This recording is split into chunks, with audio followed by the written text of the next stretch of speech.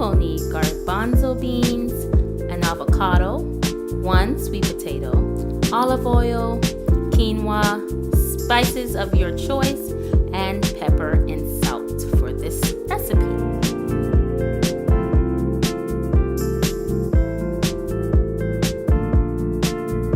Start with cutting your sweet potato into 1-inch cubes. In my case, I kind of did like a triangular shape. It wasn't intentional, but that's the shape I got.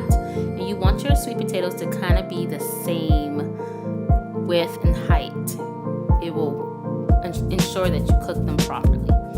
And getting your can of garbanzo beans, you want to go ahead and rinse these beans thoroughly with cold water and then drain them on a napkin. I just put the napkin on the baking sheet to eliminate having to transfer them from place to place.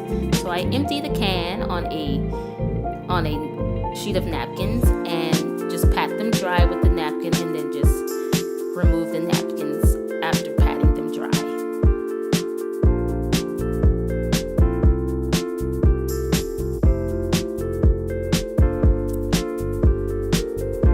Now that the napkins are removed and your garbanzo beans are on the pan, you will go ahead and spread those out just a bit, just to pat any additional excess water. At this time, remove any skin that was left off of the garbanzo beans. Now, taking your olive oil, you will use about a tablespoon of olive oil. I just eyeball it because I've been doing this for a while. But if you feel like you are not an expert at this or free pouring, I will urge you to use a tablespoon of olive oil and then just lightly coat both the chickpeas or garbanzo beans and sweet potatoes together until they're all evenly coated with the olive oil. And if you need to add more, then do so, but I would rather you end up having to add more than to have a yucky, oily mess. And it should look very glistening with oil, not severely wet with oil. I didn't say this, but go ahead and put your oven preheated on 400 because you're going to cook these for 20 to 25 minutes. Now let's go ahead and scoot everything to one side of the pan, giving us a clean and easy side to work with. You're going to go ahead and pick through and grab all of the sweet potatoes and put them in that empty spot. I find separating them this way is easier, of course, because you're not moving teeny weeny chickpeas out of the mix. You're taking the bigger stuff. So I'm just taking and moving those sweet potatoes to that clear spot on the pan. And check out my mama skills, okay? There is a baby on my hip. I am doing this with one hand. Yes, I'm awesome. You don't have to tell me.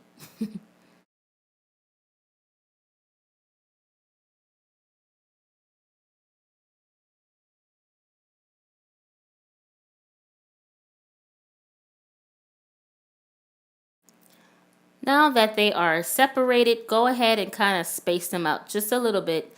These sweet potatoes need breathing room. You don't want to overcrowd the pan, so you need to give them adequate spacing. I'm not going to give you a specific number, but just use your better judgment and just space them out to the best of your ability. And as for the chickpeas, you don't really need that much spacing. It's more so the sweet potatoes.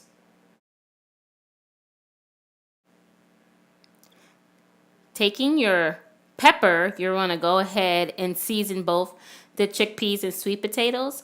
I only add pepper to the sweet potatoes. I don't really add any other seasoning to them because I prefer the natural flavor with the pepper.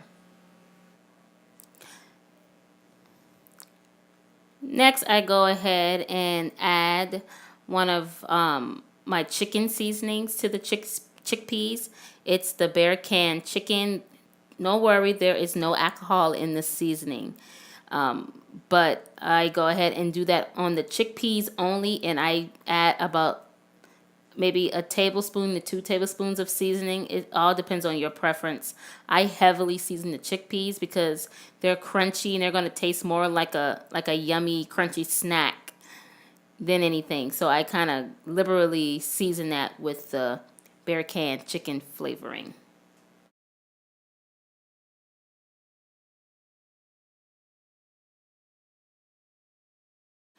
Okay, so they have been in the oven for about 20-25 minutes, and you can tell they're done by using a knife, a butter knife, a fork, and if you can easily punch through the center of the sweet potato, that means the sweet potatoes are good. And you can kind of visibly look at the garbanzo beans and see that they look different. They look crunchy.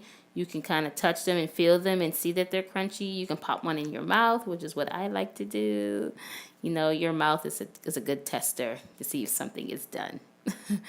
And this is how they look close up. And I went ahead and used them in one of my lunch meals, which we will talk about in a second.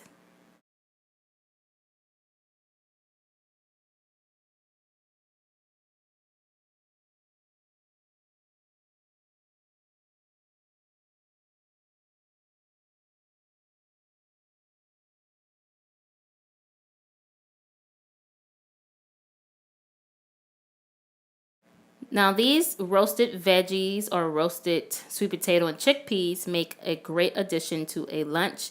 You can eat them alone with a piece of meat, but if you're like me who's on the road to becoming pescatarian, I add them to a meal. I guess you can call it a Buddha bowl with quinoa, avocado, and the chickpeas and sweet potatoes. It was so good, y'all. I'm not joking. It was bussin'. Thank you guys for watching. Be sure to like, comment on anything that you want to know about this recipe or any recipes on my channel. And remember to subscribe, family. And check out my pages on Facebook and Instagram at HoneyBeeTV.